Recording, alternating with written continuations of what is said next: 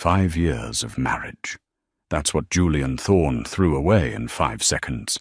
He handed his wife divorce papers while she was setting the table for their anniversary dinner, telling her she no longer fit his image. He kicked her out of their penthouse into a freezing New York rainstorm without a penny to her name. He didn't know she was clutching a positive pregnancy test in her pocket. He thought she would crawl back to him, begging. He was wrong. 3 months later, Julian walked into a high-stakes merger meeting and froze.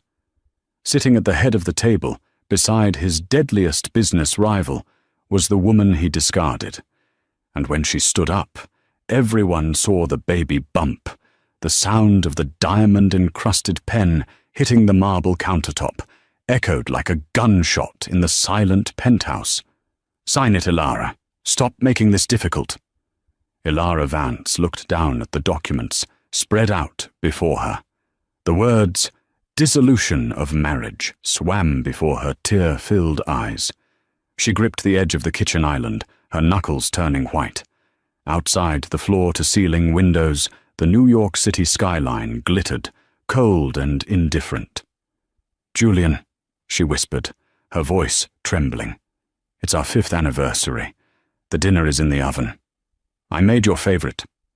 Julian Thorne, the CEO of Thorne Enterprises, and the man featured on the cover of Forbes 3 months in a row, didn't even look up from his phone. He was texting someone. A small, cruel smile played on his lips before he locked the screen and finally turned his icy blue gaze toward her. "The dinner doesn't matter, Ilara. We don't matter anymore. Look at you." He gestured vaguely at her. She was wearing a simple woolen sweater and jeans, her hair tied back in a messy bun. She had spent the last 5 years staying in the shadows, managing his home, editing his speeches, and ensuring his life ran perfectly, all while he became a global icon. "You're a housewife. I'm a billionaire. My board of directors thinks I need a partner who brings value, influence." Ilara felt a wave of nausea roll over her. It wasn't just the heartbreak. It was the secret she was holding. Her hand instinctively went to her lower stomach. "I bring value," she said, her voice gaining a fraction of strength. "I helped you navigate the merger with the Asian markets. I rewrote the contracts for the Dubai deal when your legal team missed the loophole. I've been your partner in everything but name." Julian laughed. It was a harsh, barking sound. "You fixed a few typos, Ilara. Don't give yourself too much credit. Listen, I've met someone who matches my status. Clara Dubois." The name hit Ilara like a physical blow. Clara Dubois was the daughter of a senator, a socialite known for her fashion line and her vicious temper. She was everything Ilara wasn't: loud, public, and wealthy by birth. "You're leaving me for Clara?" Ilara asked, breathless. "I'm merging with the Dubois family," Julian corrected coldly, checking his Rolex. "Clara is just the bonus. Now sign the papers. The prenup you signed 5 years ago is ironclad.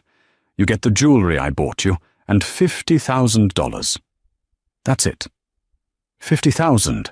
Ilara stared at him. "Julian, rents in this city are—" "Not my problem," he snapped. "Security is coming up in 20 minutes to escort you out. I want you gone before Clara arrives. She wants to redecorate." Ilara closed her eyes. The cruelty was breathtaking. She thought of the tiny life growing inside her. 7 weeks. She had just found out this morning. She had planned to tell him over dinner, to show him the little onesie she had bought. She thought a baby might soften him, might bring back the man she fell in love with in college. But that man was dead. She picked up the pen. She didn't fight. She didn't scream. She realized in that moment that telling him about the baby would be a mistake. He would either force her to get rid of it, to protect his image, or he would take the child away from her once it was born, using his billions to paint her as an unfit mother. She signed her name, Ilara Vance. Good. Julian snatched the papers away. Pack your things. Only what you came with. 20 minutes later, Ilara stood on the sidewalk of Fifth Avenue. The doorman, a man she had brought coffee to every morning for 5 years, looked at her with pity but didn't say a word. It was pouring rain. She had one suitcase. Her savings account had been drained by Julian for investments months ago. She had $50,000 promised to her, but the check wouldn't clear for days. She was alone. She was pregnant, and the man she loved had just thrown her away like garbage. As she stood there, shivering, a sleek black Bugatti pulled up to the curb. The window rolled down, revealing Julian's face. For a second, Ilara hoped he had changed his mind. "Oh, one last thing," Julian said, not even looking at her, his eyes on the road ahead. "Don't use the name Thorne anymore. It's a brand, and you can't afford it." The car sped off, splashing dirty puddle water over her jeans. Ilara placed a hand on her stomach. "I will never let him hurt you," she whispered to the rain. "I promise." 3 months had passed. The glamour of the Upper East Side felt like a different planet to Ilara now. She was living in a cramped, drafty studio apartment in Queens that smelled of mildew and old cooking oil. The $50,000 had largely gone to medical bills. Her pregnancy was high risk due to stress, and securing the apartment, which required 6 months of rent upfront because she had no current employment history. She had applied for jobs, hundreds of them. But Julian Thorne was a petty man. Every time she got an interview at a marketing firm or a consultancy agency, it would go well. Then, a day later, she would get a call saying the position had been closed. She suspected Julian had blacklisted her. He had likely told headhunters that his unstable ex-wife was not to be hired. So, Ilara Vance, the woman who had silently architected the business strategies of a billionaire, was now working the night shift at a 24-hour diner near the docks. It was 2 a.m. on a Tuesday. The diner was mostly empty, save for a few truckers and a man in the back corner booth who had been sitting there for 2 hours, typing furiously on a laptop. Ilara adjusted her apron. Her bump was just starting to show, a small curve hidden beneath the oversized uniform. Her back ached, and her ankles were swollen. "Refill on the coffee, honey," one of the truckers yelled. "Coming," Ilara said, her voice tired. She walked past the man in the corner booth. He looked exhausted.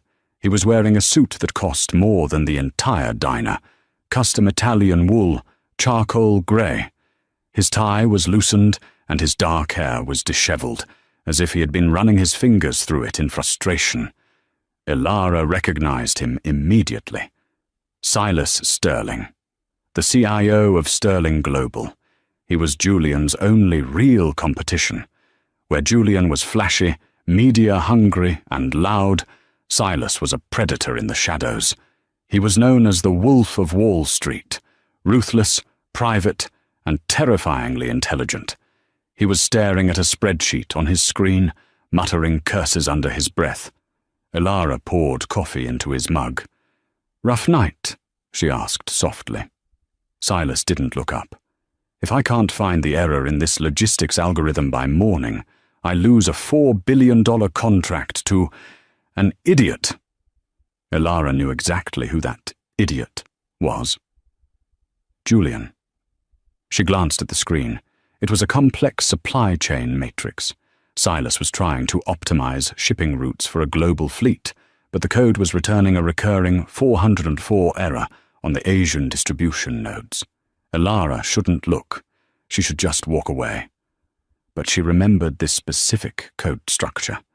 She had studied it years ago, when she was helping Julian trying to undercut Sterling Global.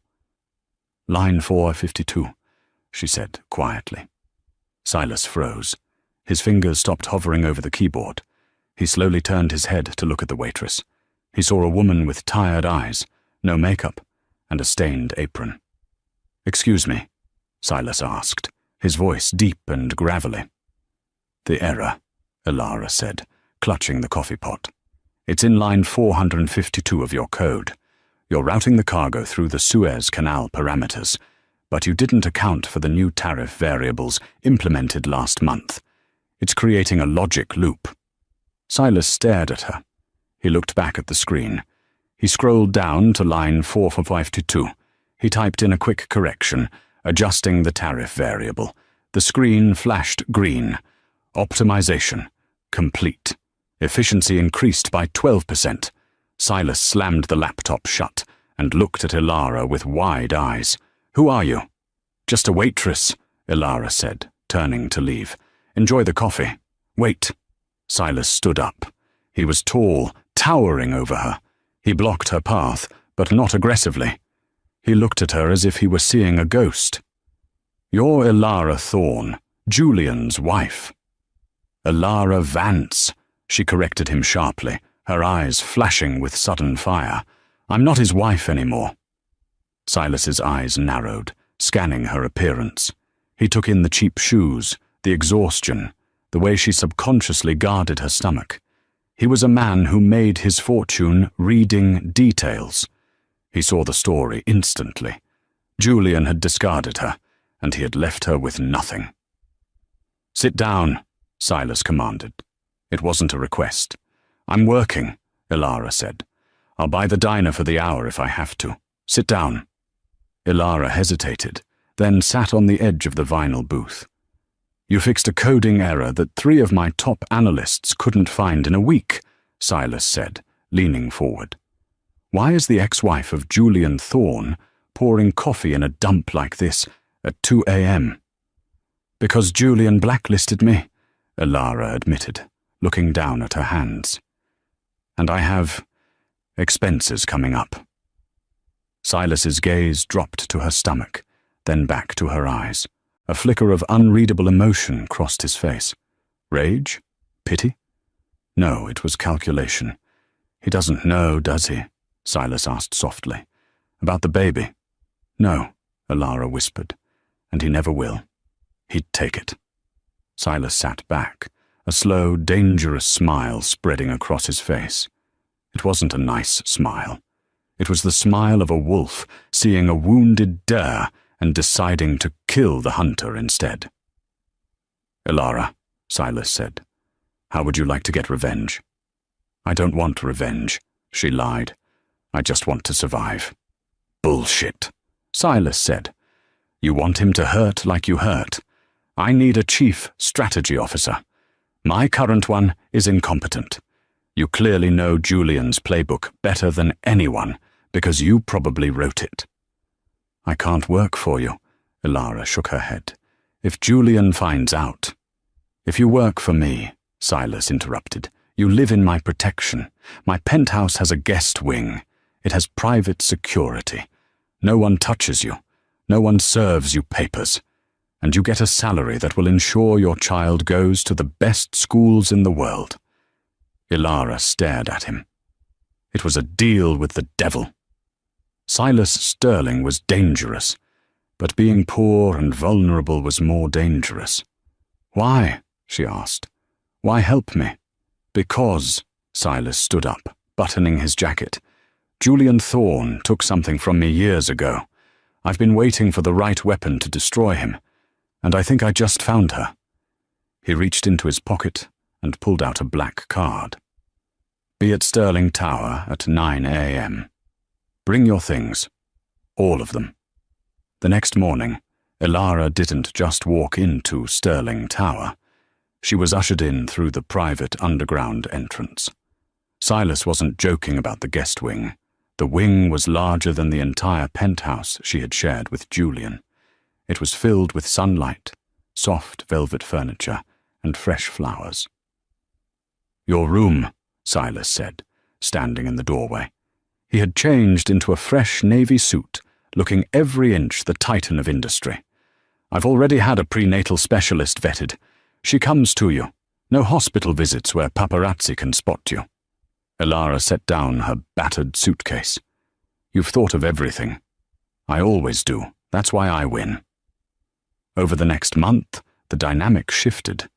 Ilara expected Silas to be cold and demanding. Instead, he was intensely curious. They spent late nights in his library, not sleeping together but working. Ilara dismantled Julian's business strategies one by one. He over-leverages in Q3, Ilara explained one night, pointing at a projection. He relies on the Asian tech manufacturing deal. If you buy the supply chain for the microchips, his production halts. Silas looked at her with genuine admiration. You were the brain, he murmured. He was just the face. He's a fool for letting you go. He wanted a trophy, Ilara said, rubbing her swollen ankles. Without asking, Silas got up, grabbed a footstool, and placed it under her feet. The intimacy of the gesture made Ilara's breath hitch. Julian had never done that. You are not a trophy, Ilara, Silas said, his voice low. You're the kingmaker. The turning point came 2 weeks later. Ilara was in the kitchen of the penthouse, trying to reach a high shelf to get a glass. Suddenly, a wave of dizziness hit her. She swayed, dropping the glass. It shattered. She felt herself falling, but she never hit the floor. Strong arms caught her. Silas. He scooped her up effortlessly, holding her against his chest. I've got you, he said, his voice laced with panic she had never heard before. I've got you. He carried her to the sofa and called for the doctor immediately. He didn't leave her side for hours, holding a cold compress to her forehead. When she woke up, he was sitting on the floor beside the couch, holding her hand. The doctor said you're overworking, Silas said sternly. From now on, you work from bed, or not at all.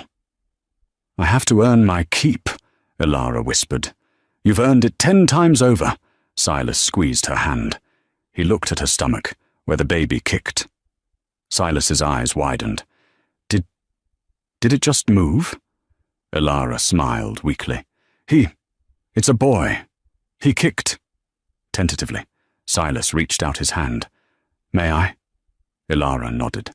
Silas Sterling, the cold-blooded billionaire, placed his large, warm hand on her stomach.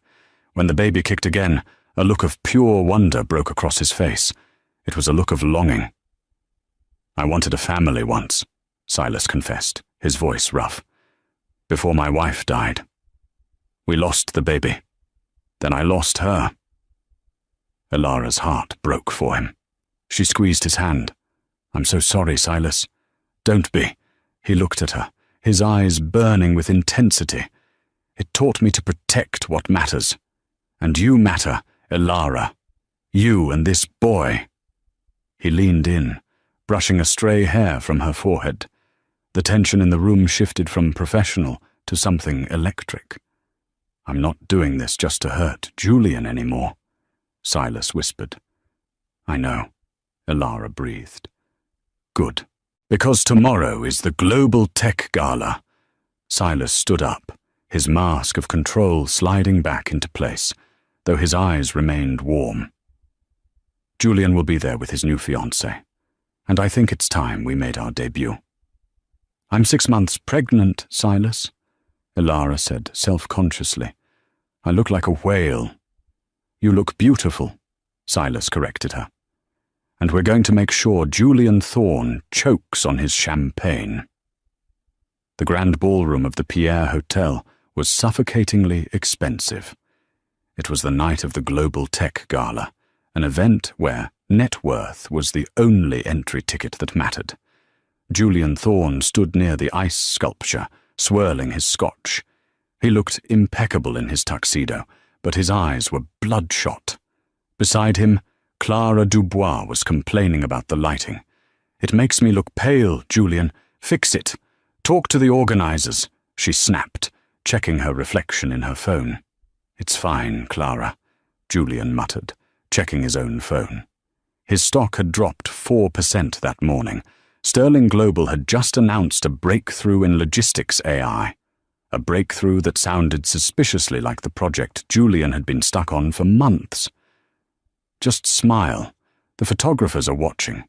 I'm bored, Clara whined. Let's leave. I want to go to the after-party at the club. We can't leave. We have to show strength. Rumors are circulating that Thorn Enterprises is bleeding cash, Julian hissed. Suddenly the room went quiet.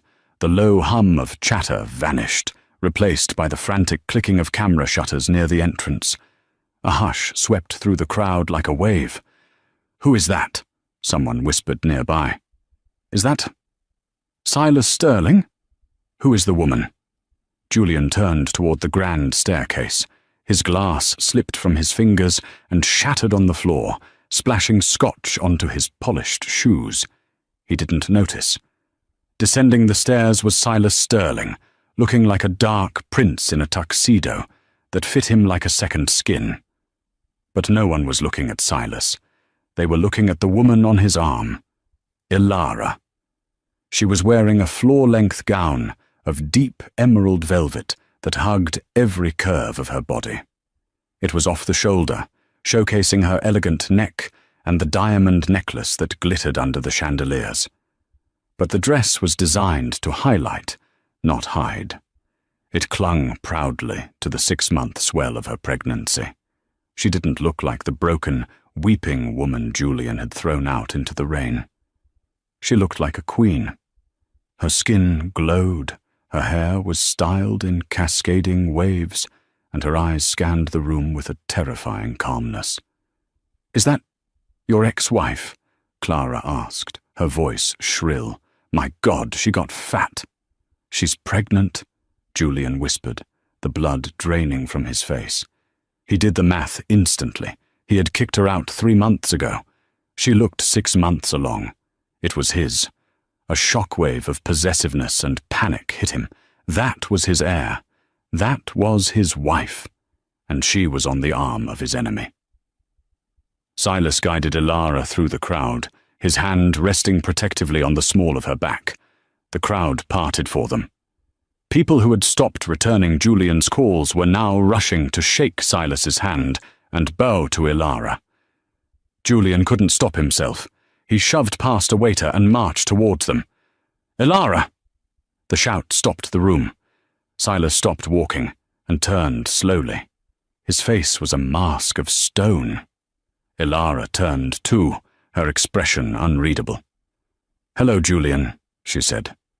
Her voice was steady, cool water against his fire. "What is this?" Julian demanded, pointing at her stomach. Why didn't you tell me?" "Tell you?" Ilara raised an eyebrow. "You gave me 10 minutes to pack. You told me I didn't fit your image. Does this fit your image, Julian? A pregnant woman you threw into the street?" Whispers erupted around them.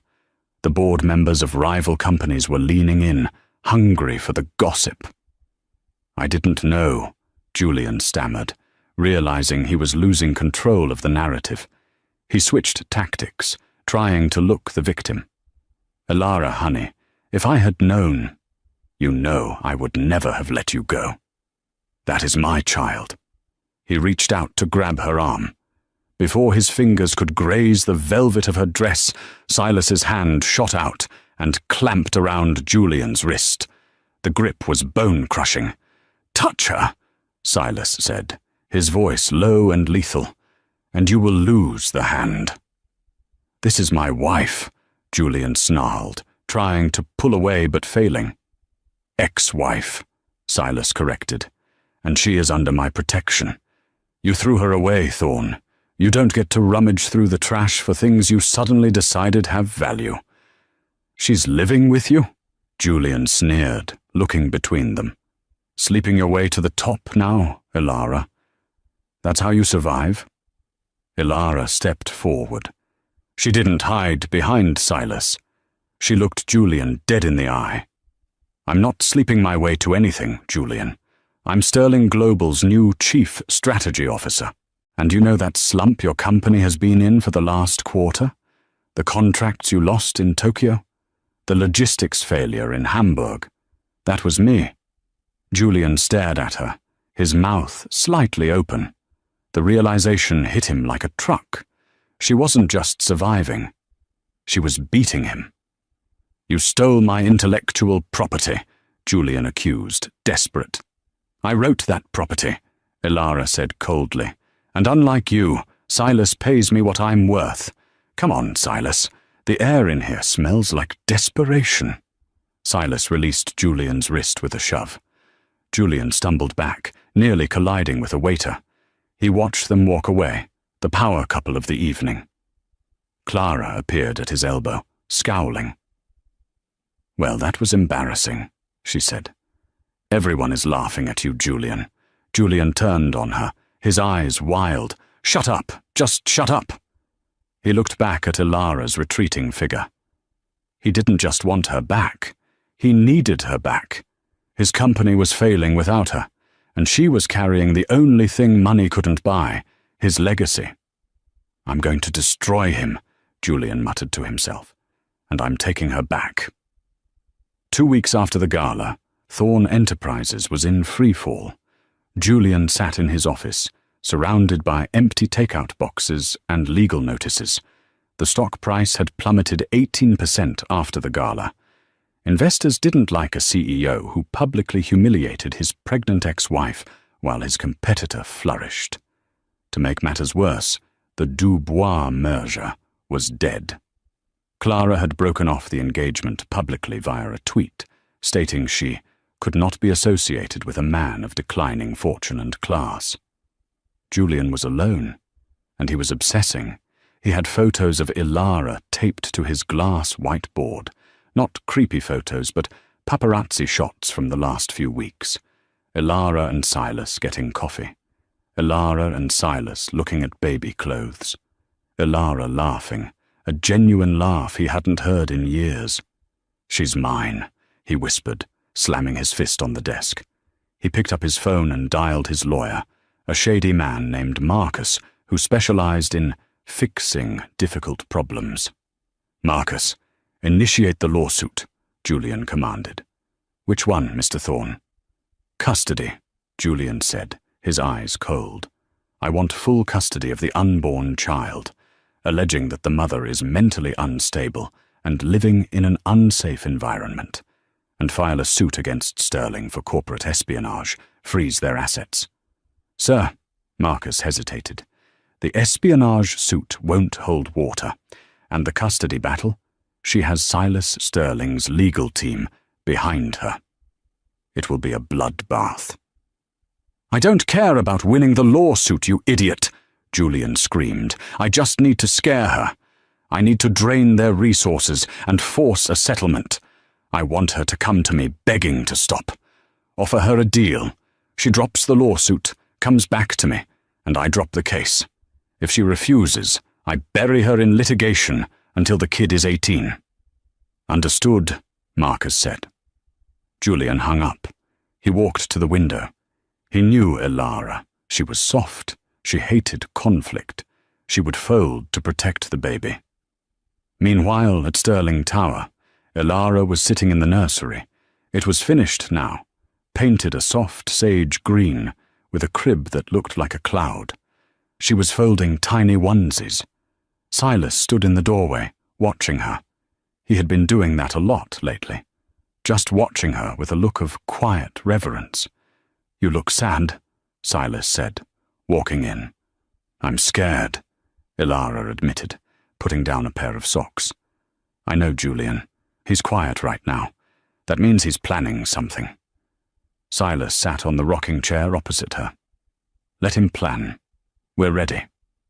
You don't understand, Ilara sighed. He has no bottom.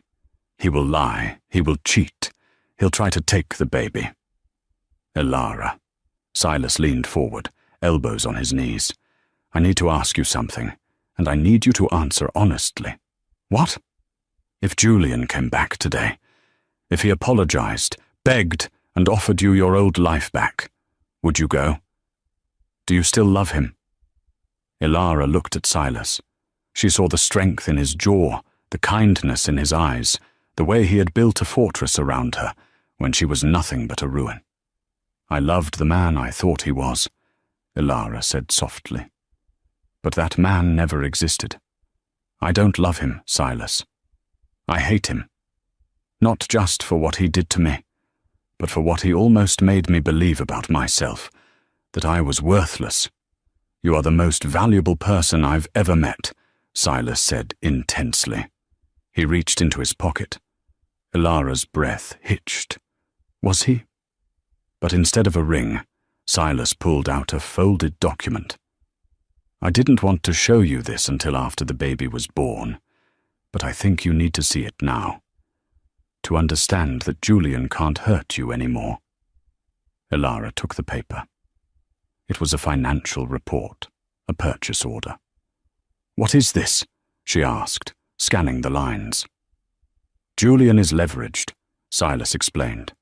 He borrowed heavily against his company shares to fund his lifestyle and the failed merger. When his stock dropped last week, the banks called in the loans. He couldn't pay. Ilara looked up, her eyes wide. So the debt was sold on the secondary market this morning. Silas smiled, a dark, predatory smile. I bought it, Ilara.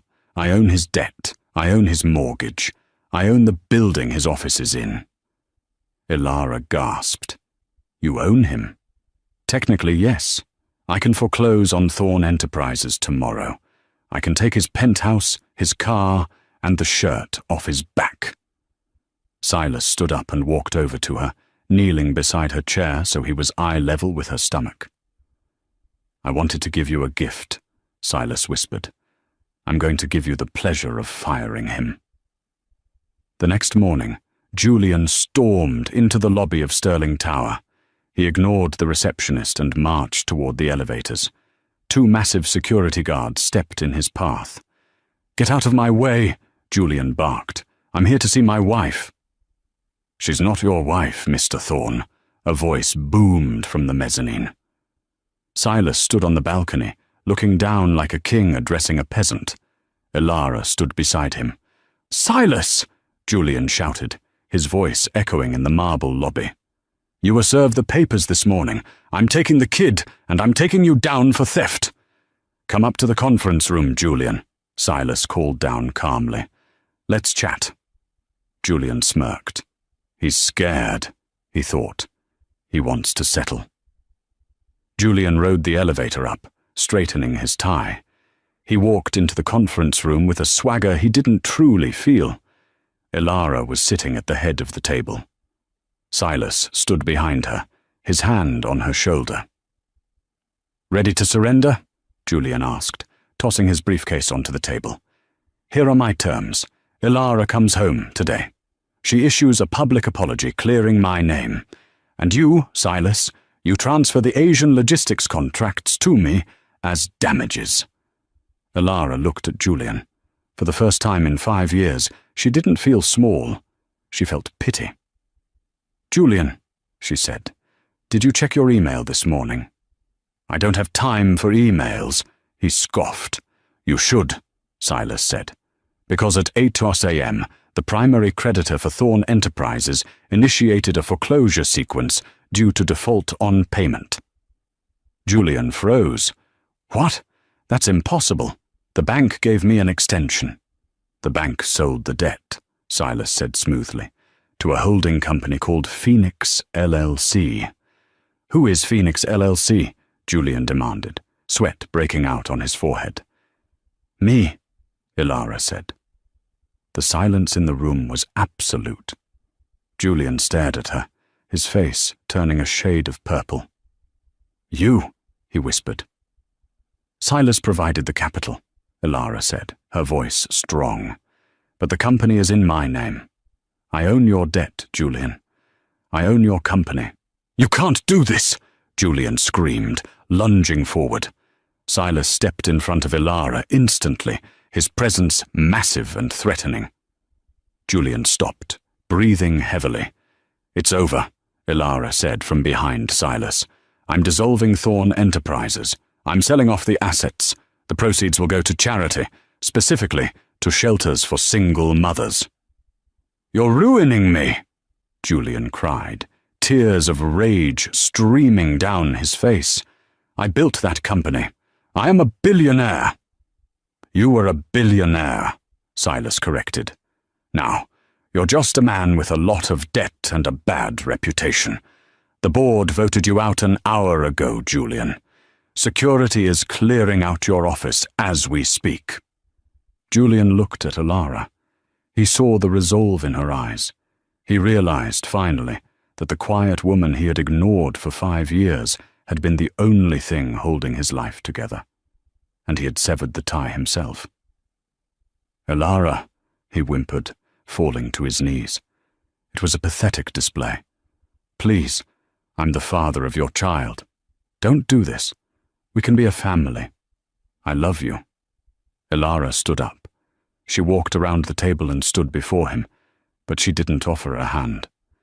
"You don't love me, Julian," she said sadly. "You love owning things, and you don't own me anymore, and you will never, ever own this child." She placed a document on the table. "Sign this," she said. "It's a voluntary relinquishment of parental rights.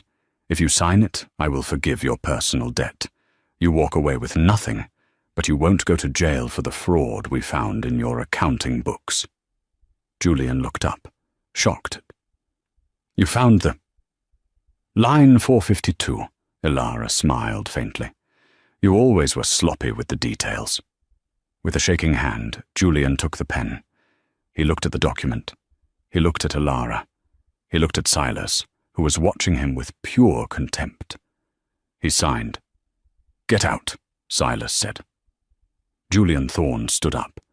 He looked smaller, older. He turned and walked out of the room, out of the building, and into the oblivion of irrelevance. The final trimester of Alara's pregnancy was a period of quiet, golden peace that stood in stark contrast to the chaos of her marriage to Julian. The penthouse at Stirling Tower, once a fortress of solitude for Silas, had transformed. It was no longer just a bachelor's high-tech sanctuary. It was a home. Silas had become a different man. The Wolf of Wall Street, known for eviscerating competitors before breakfast, now left meetings early. He spent his evenings in the library, not analyzing stocks, but reading aloud to Alara's stomach. He had read somewhere that the baby could hear voices, and he was determined that the child would know his voice as well as Alara's. One rainy Tuesday night in November, the air in the penthouse was thick with anticipation. Alara was sitting by the window, watching the storm lash against the glass. It reminded her of the night Julian had thrown her out, the cold, the fear, the absolute loneliness. But then she felt a warm hand on her shoulder. "You're thinking about him," Silas said softly. It wasn't a question. He knew her too well now. Alara covered his hand with hers. "I'm thinking about how different the rain looks from inside a warm house," she whispered. "I'm thinking that I haven't felt cold in 6 months because of you." Silas knelt beside her chair, a habit he had developed as her mobility decreased. "You will never be cold again, Alara. I promised you that." He was about to say something else, perhaps something that would bridge the gap between partners and lovers that they had been dancing around for weeks, when Alara gasped. Her hand flew to her abdomen, her fingers digging into the fabric of her dress. "Silas!" she choked out, her eyes widening in panic. "What is it? The baby?" Silas was instantly on alert, his eyes scanning her face for signs of distress. "I think—" Alara winced as a contraction rippled through her, stronger and deeper than the Braxton Hicks she had felt before. "I think it's time." The water broke a second later. What followed was a masterclass in crisis management, executed by Silas Sterling. There was no panic, only terrifying efficiency. He had the private elevator waiting before Alara had even stood up. The car was downstairs in 30 seconds. He had the hospital on the line, barking orders at the chief of medicine, ensuring the private wing was prepped. But the moment they settled into the back of the limousine, the CEO mask slipped. Alara gripped his hand so hard her knuckles turned white. breathing through a jagged wave of pain. Silas looked at her, and for the first time since she had met him, she saw fear in his eyes. Not fear of the situation, but fear of loss. "Stay with me," he whispered, pressing a kiss to her knuckles. "Just breathe, Elara. I've got you." The labor was long, brutally long. For 14 hours Elara fought. The doctors were concerned about her blood pressure, a lingering effect of the stress from the divorce and the high-risk nature of the pregnancy. The room was a blur of beeping monitors and hushed medical conversations. Through the haze of pain and exhaustion, Elara had one anchor: Silas. He never left. The nurses tried to shoo him out during the epidural, but he refused to move. He wiped the sweat from her forehead with a cool cloth. He held a cup of ice chips to her lips. When the pain became unbearable, and Elara began to cry, whispering that she couldn't do it, that she wasn't strong enough, Silas was there, his face inches from hers. "Look at me," he commanded, his voice cutting through the panic. "You destroyed a billionaire's empire while 6 months pregnant. You rebuilt my company from a laptop in a spare room. You are the strongest woman I have ever met. You can do this." "I'm scared," she sobbed. "Silas, if something happens to me, promise me you'll take him. Don't let Julian near him." "Nothing is going to happen to you," Silas said fiercely, his voice cracking, "because I am not letting you go. We do this together. We finish this together."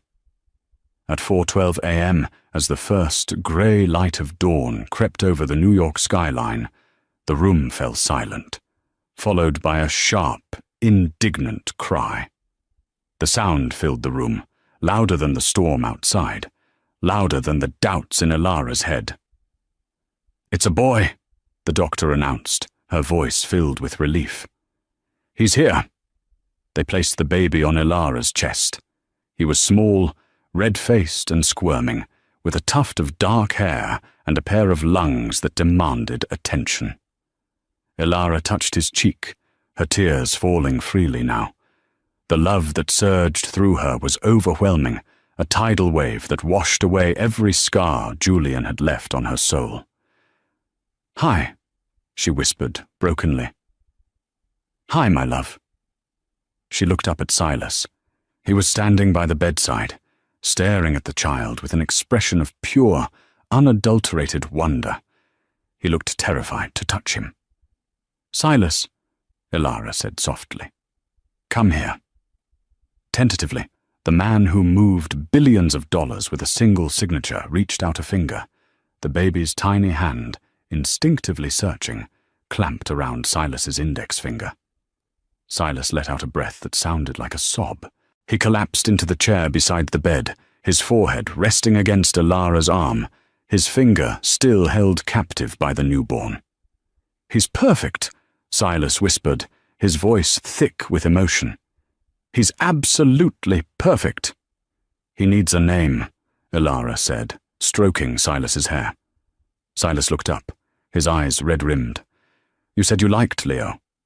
"Leo," Elara nodded, looking down at her son. "Leo. It means a lion, because he's going to be brave." "Leo," Silas tested the name. "Leo Vance." Elara hesitated. She looked at the man who had saved her life, the man who had sat in this chair for 14 hours, the man who was currently being held hostage by a 5-minute-old infant. "Leo Sterling," she corrected him. Silas froze. He looked at her, searching her eyes for any sign of hesitation. "Elara, you don't have to. Names have power. That name carries a lot of weight." "I know." She smiled tiredly. "That's why I chose it. He deserves a father who knows what loyalty is. He deserves you." The transition from the hospital to the penthouse was seamless, yet everything felt different. The dynamic of the house had shifted. It was no longer a workspace. It was a sanctuary for a family. 2 weeks passed. Ilara was recovering well, her strength returning day by day. Silas had taken paternity leave, something the board of directors found shocking, but none dared to question. One evening, Ilara was in the nursery. She had just finally gotten Leo to sleep. The room was dimly lit by a moon-shaped lamp, casting a soft glow over the crib. She stood there for a long time, just watching the rhythmic rise and fall of his chest. "You stare at him like he's going to disappear." Silas's voice came from the doorway. Ilara turned. Silas was leaning against the doorframe, holding 2 mugs of herbal tea.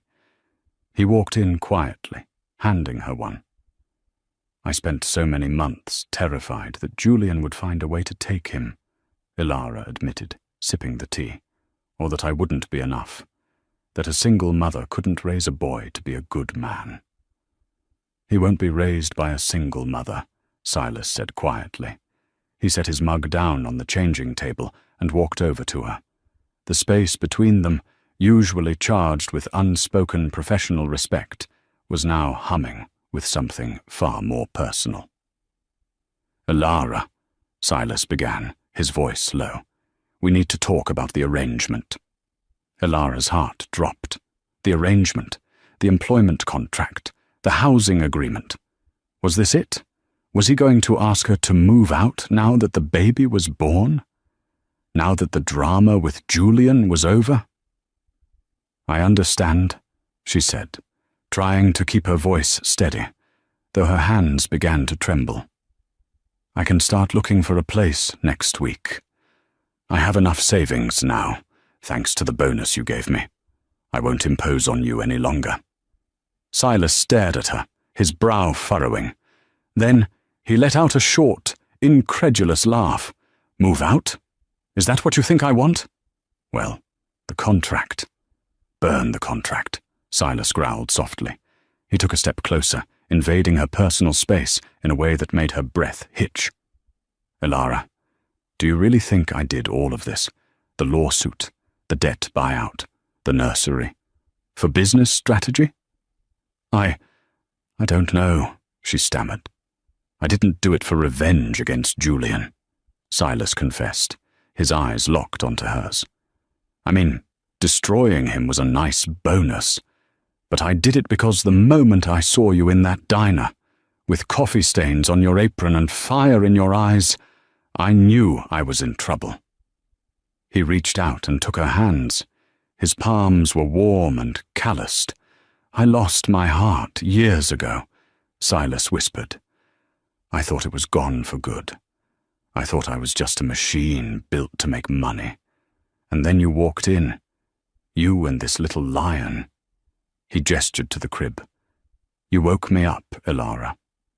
He reached into his pocket. Ilara's breath caught in her throat. Silas went down on one knee. The floorboards of the nursery creaked softly.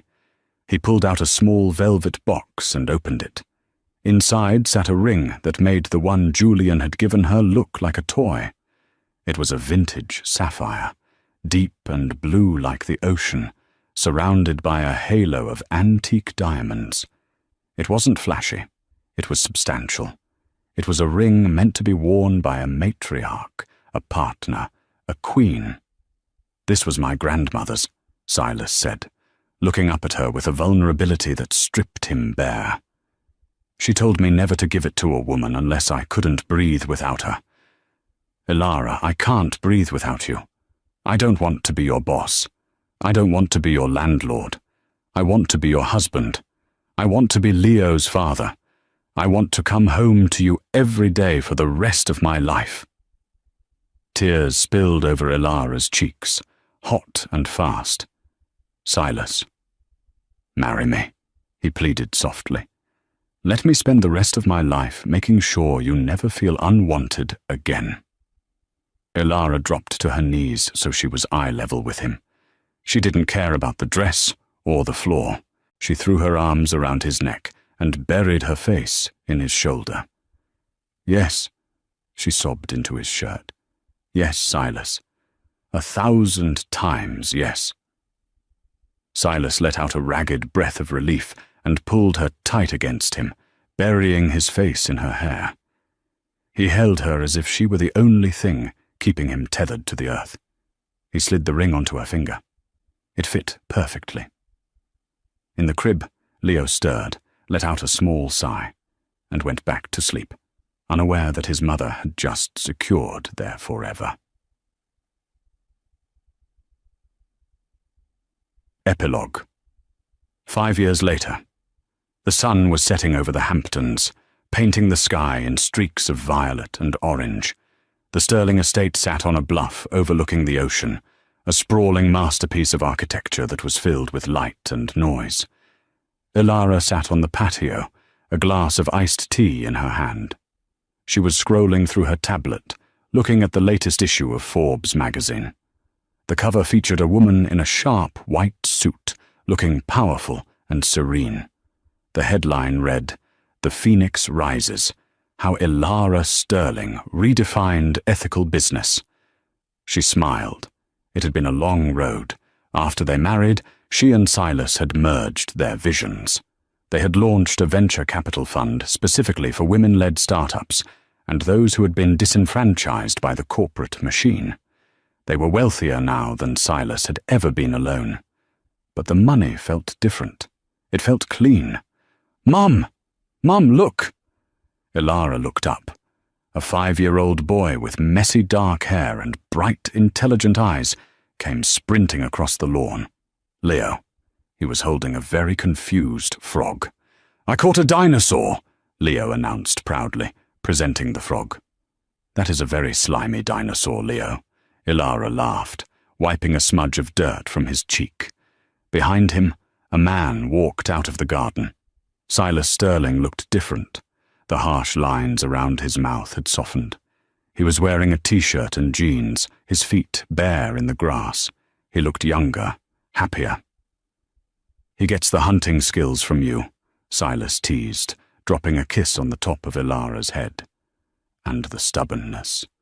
"He gets the charm from you," Ilara countered, leaning back into his touch. Silas sat on the edge of her lounge chair. "I got a call today." "Oh?" "From a car rental agency in Ohio," Silas said, a smirk playing on his lips. "Apparently the branch manager was fired for trying to embezzle funds from the petty cash drawer. He's facing jail time." "Julian?"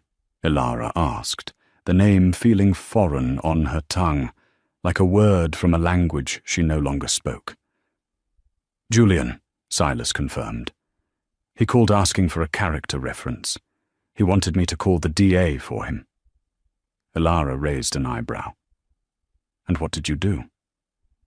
"I told him I was busy playing dinosaurs with my son," Silas said, reaching out to tickle Leo, who shrieked with laughter. Ilara watched them play. The man who had saved her, and the son who had saved them both. She rested her hand on her stomach, where a familiar flutter had begun a few weeks ago. She hadn't told Silas yet. She was waiting for the perfect moment. Maybe dinner tonight. Another baby. Another chapter. She looked out at the ocean. The waves that had once seemed so terrifying during the storms were now just a rhythm, a song of consistency and strength. She had been abandoned. She had been broken. She had been left in the rain with nothing but a suitcase and a prayer. But she had kept walking. She had walked through the fire, and she had found the one thing money couldn't buy. She found home. "Silas," she called out. He looked up, his smile blinding. "Yeah? Come here." She patted the seat beside her. "I have a surprise for you."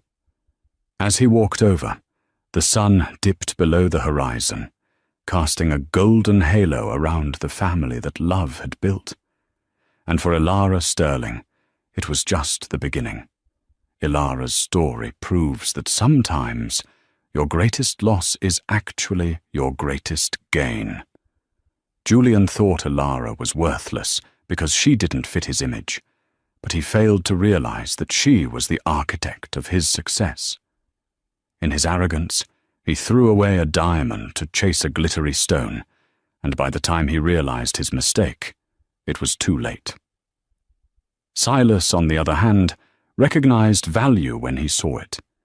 He didn't just see a broken woman, he saw a partner, a queen, and a mother.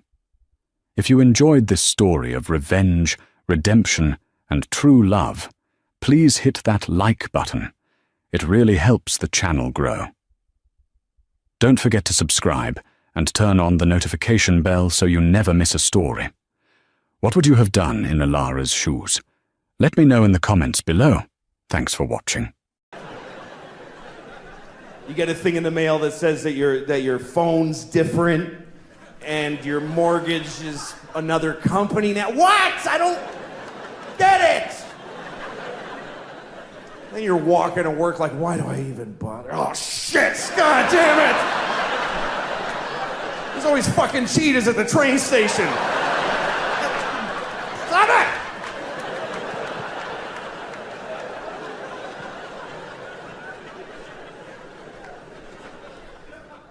Do you think that sharks would be embarrassed if they knew that we could all see their fins sticking out of the top of the water?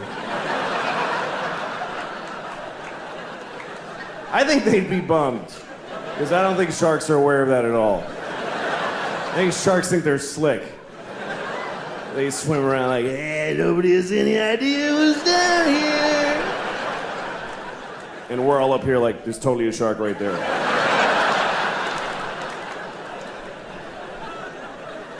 It wouldn't be fun being a predator either. If you're a predator, imagine if every time you're hungry, you gotta chase a guy who's running for his life. You gotta, come on, dude, shit, get over here. And just hold him down and bite his neck till he shuts the fuck up for a minute. So you can just sit there and eat his stomach before you go to work.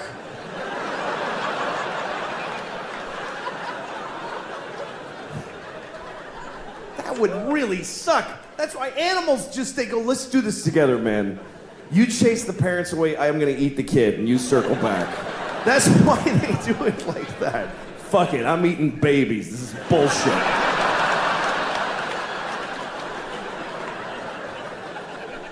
Grown-ups ain't worth the meat. Whoops. All right. Oh, shit. God damn it. Idiot. This isn't a gay voice, by the way. It's not. Shut up. Yeah. I love traveling and seeing all the different parts of the country. I live in New York. There's no value to your doing that at all. I live in New York. I always, like, there's this old lady in my neighborhood, and she's always walking her dog. She's always she's very old. She just stands there just being old. And the dog just fights gravity every day. Just the two of them, it's really, the dog's got a cloudy eye, and she's got a cloudy eye, and they just stand there looking at the street in 2 dimensions together, and she's always wearing like this sweater dress. I guess it was a sweater when she was like 5'10", but now it's just like this sweater, and her legs are a nightmare. They're just white with green streaks and bones sticking out, and her legs are awful. I saw a guy with no legs wheeling by, and he was like, ugh, no, thank you. I do not want those. I'd rather just have air down here like I have than to look down at that shit.